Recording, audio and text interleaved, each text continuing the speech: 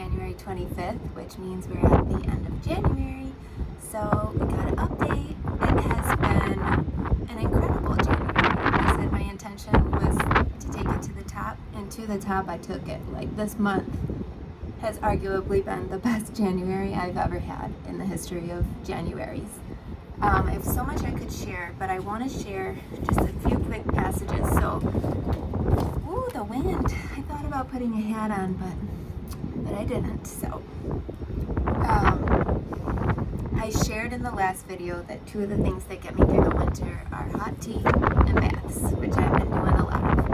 And I made the bath tea, and I'll share an update about that next month. But for now, I wanted to share another one, which is reading. I'm reading Mirages by Anais Nin, and I actually started with her book Near Moon, and this is the continuation of that. And ooh, the hair, guys, the hair. It's okay. We're gonna just roll with it. Yesterday, the last 2 pages that I read before I went to bed were so good, and I just had to share these brief little sentences with you. Because they're so good. So the first one on page 50 is, let me find it.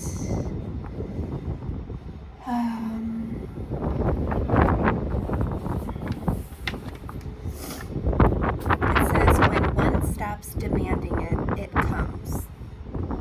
When one stops demanding it, it comes. Powerful. And then on the next page, I should have put the hat on, but it's okay.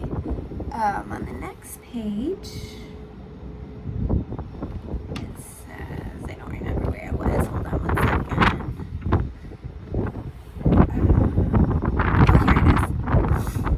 When one brings the past into the present, one surrenders the present to the past.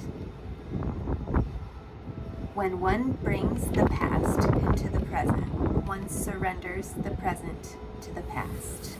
Oof, powerful, right? I mean, wow. So this is the book that I'm reading right now, Mirages. Anais Nin is a fabulous diary writer. She's just incredible, and I'm really loving her work. I'm also reading The Language of Letting Go by Melody Beattie. I started this one last year, and I'm restarting it this year because it's daily meditations on codependency. And today's was just too good not to share. So every day it has a passage, like a meditation. And for today's, it says step 1, January 25th. We admitted we were powerless over alcohol, that our lives had become unmanageable.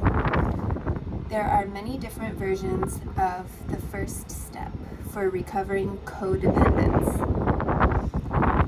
Some of us admit powerlessness over alcohol or another's alcoholism. Some of us admit powerlessness over people. Some over the impact of growing up in an alcoholic family. One of the most significant words in the first step is the word we. We come together because of a common problem, and in the coming together, we find a common solution.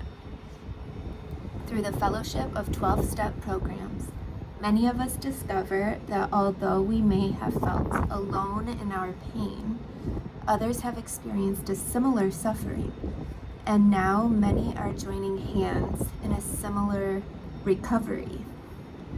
We, a significant part of recovery, a shared experience, a shared strength, stronger for the sharing.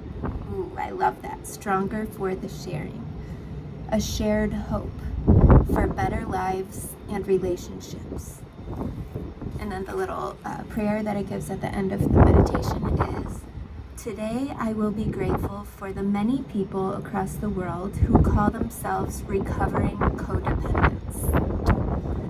Help me know that each time one of us takes a step forward, we pull the entire group forward. What a beautiful sentiment to end January with, right? I mean, incredible. I just love it so much. This book is wonderful. daily meditations, the language of letting go, Melody Beatty, highly recommend. And that wraps up January. Great first go this month, and we'll be back February 5th with a whole new challenge to take us through February. See you then. Thanks for being here. Stay warm, and I'll talk with you soon. Cheers.